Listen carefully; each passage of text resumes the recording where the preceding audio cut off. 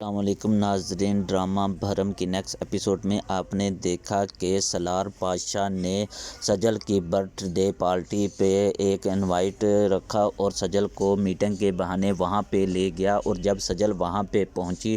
تو سالار پاشا نے گھٹنوں کے بل بیٹھ کر سجل کو رنگ دی اور محبت کا اظہار کیا تو سجل بہت خاموش ہو جاتی ہے اور کہتی ہے کہ سالار پاشا کو میری برتھ ڈے پارٹی کا کیسے پتہ چلا، جبکہ رابعہ نے بھی فون کر کے سجل کو برتھ ڈے کی مبارکباد دی تھی۔ تو سالار کو بھی پتہ چل گیا کہ آج سجل کا برتھ ڈے ہے، اس لیے سجل کو میٹنگ کے بہانے ہوٹل پہ لے جاتا ہے اور وہاں پہ روم ڈیکوریٹ کرواتا ہے، اور سجل کو جب کہتا ہے کہ میں آپ کو اپنا لائف پارٹنر بنانا چاہتا ہوں، گھٹنوں کے بل بیٹھ کر سجل کو رنگ پیش کرتا ہے۔ سجل تو پہلے سوچتی ہے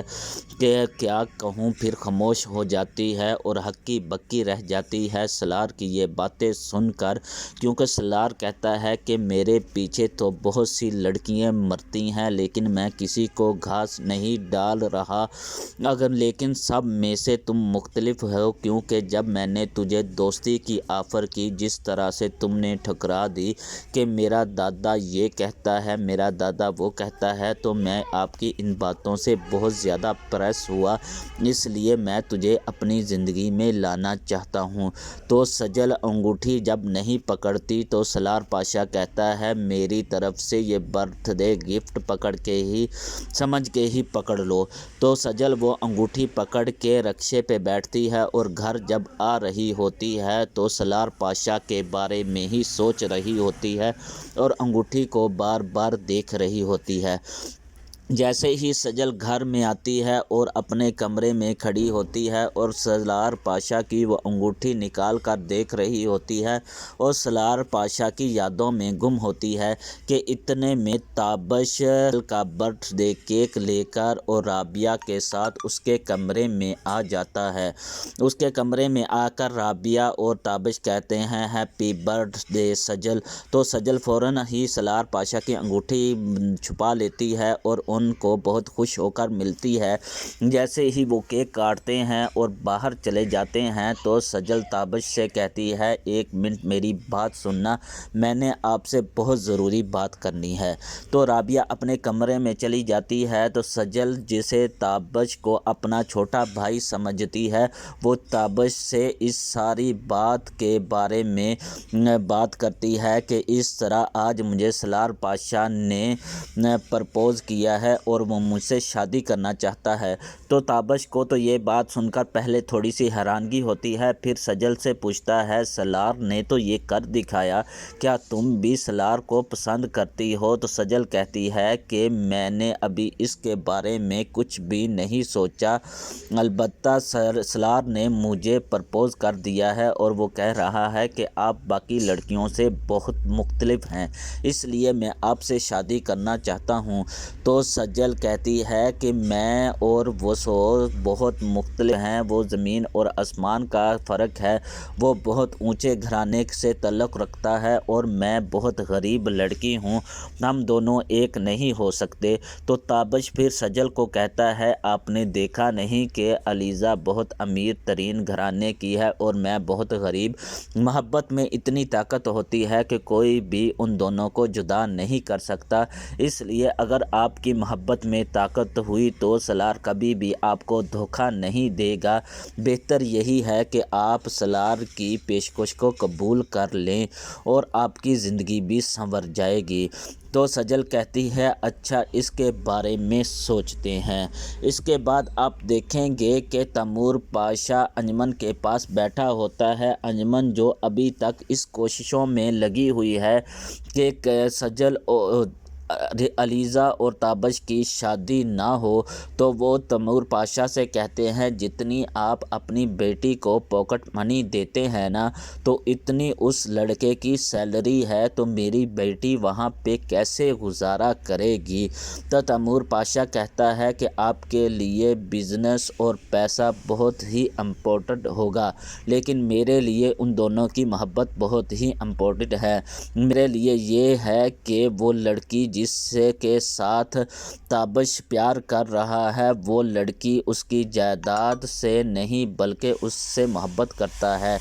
اس کو پیسے کی کوئی ضرورت نہیں، اگر محبت سچی ہو تو پیسہ آ ہی جاتا ہے۔ اس کے بعد انجمن کوشش کرتی ہے کہ آپ ایسا کریں، شادی تو ویسے ہی کر رہے ہیں آپ اپنی مرضی سے، تو بہتر یہی ہے کہ آپ شادی کو سادگی سے کریں، کیونکہ میرا سوشل سرکل بہت ہی زیادہ ہے، میں لوگوں کی باتیں نہیں سن سکتی، اس لیے میرا ذہن بھی اب ٹینشن میں ہر وقت مبتلا رہتا ہے، میں ذہنی مریضہ ہو چکی ہوں، آپ مہربانی کریں شادی سادگی سے کر دیں۔ تو اس پر تیمور پاشا انجمن کی بات مان جاتا ہے اور کہتا ہے ٹھیک ہے، جیسے تم کہتی ہو ویسے ہی ہوگا، میں ان کی شادی سادگی سے کر دوں گا۔ انجمن اور تیمور پاشا دونوں حامی بھر لیتے ہیں اور خوش ہو جاتے ہیں، لیکن انجمن ہار ماننے والوں میں سے نہیں ہے، وہ آخر تک یہی کوشش کرتی رہے گی کہ کسی نہ کسی طریقے سے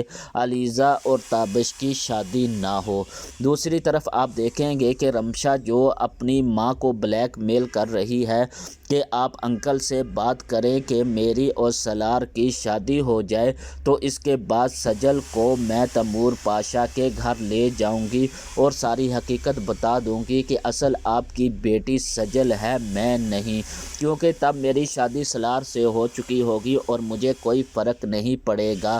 کہ میں کس کی بیٹی ہوں، تب میں اس گھر میں ہمیشہ رہنے پر گزارا کر لوں گی۔ اور اگر آپ میری بات نہیں مانتے اور تیمور پاشا سے میری اور سالار کی شادی کی بات نہیں کرتے تو میں اپنے ساتھ کوئی ضرور برا کر لوں گی۔ تو رابعہ بھی اس بات پر سوچنے پر مجبور ہو جاتی ہے کہ پہلے ہی میں نے سجل کو بہت بڑا دھوکہ دیا ہے، اب میں مزید سجل کو دھوکہ نہیں دے سکتی، اور میں کس طرح تیمور پاشا سے خود ہی اپنی بیٹی کے رشتے کی بات کروں، وہ بہت شرمسار والی بات ہے کہ وہ کہے گا کہ خود ہی یہ اپنی بیٹی کا رشتہ میرے لیے لے کر آئی ہے۔ تو رابعہ بہت ہی پریشان ہوتی ہے کہ کس طرح میں تیمور پاشا سے بات کروں۔ تو دوسری طرف رمشا جیسے ہی گھر سے نکلتی ہے تو احمد اس کی گاڑی کا انتظار جو کر رہا ہوتا ہے وہ رمشا کا پیچھا کرنا شروع ہو جاتا ہے، جبکہ احمد کو اس کے دوست نے روکا بھی ہوتا ہے کہ اگر تم نے رمشا کے ساتھ کچھ بھی برا کیا تو اس کے گارڈ تمہیں نہیں چھوڑیں گے۔ تو احمد کہتا ہے اس کے گارڈ جو کچھ مرضی میرا کر لے، میں رمشا سے اپنا بدلہ لے کر ہی رہوں گا، اس کے بعد چاہے مجھے سولی پہ ہی لٹکا دیا جائے۔ تو احمد جیسے ہی رمشا کی گاڑی کا پیچھا کرتا ہے اور رمشا کے گاڑی کے آگے اپنا آ کر موٹر سائیکل روکتا ہے تو رمشا ایک دم سیٹ میں اس کا سر بجتا ہے، جیسے ہی وہ سنبھلتی ہے تو سامنے دیکھتی ہے کہ احمد کھڑا ہوتا ہے، تو پھر اپنے سنبھالتے ہوئے ڈرائیور کو کہتی ہے تم گاڑی کیوں نہیں چلا رہے، تو وہ کہتا ہے کہ آگے لڑکا آ گیا ہے۔ تو رمشا کہتی ہے کہ اس کے اوپر گاڑی چڑھا دو، یہ کیوں میرے آگے آ کر کھڑا ہو گیا ہے۔ تو ڈرائیور کہتا ہے ہم ایسے نہیں کر سکتے میڈم، یہ قتل کیس ہو جائے گا۔ تو ناظرین آپ کو کیا لگتا ہے کہ جو رمشا اتنی ہواؤں میں اڑ رہی ہے، احمد بہت جلد اس کے پر کاٹ پائے گا یا نہیں، اور کس کس کو اس بات کا انتظار ہے کہ رمشا کا انجام کیا ہوگا اور احمد اس کے ساتھ کس طرح برا کرے گا، اور سجل کی حقیقت کس طرح تیمور پاشا کے سامنے آئے گی کہ وہی اس کی بیٹی ہے، رمشا دھوکے سے اس کے گھر میں رہ رہی ہے، تو سالار پاشا اس کے ساتھ کیا کرے گا، واقعی ہی سالار پاشا سجل کو اپنا لے گا یا سجل کے ساتھ دھوکہ دے گا؟ تو کمنٹس کر کے ضرور بتائیے گا۔ اگر آپ ہمارے چینل پہ نئے ہیں تو پلیز ہمارے چینل کو بھی سبسکرائب کر دیں، لائک کر دیں اور شیئر کرنا مت بھولیے گا۔ اللہ حافظ۔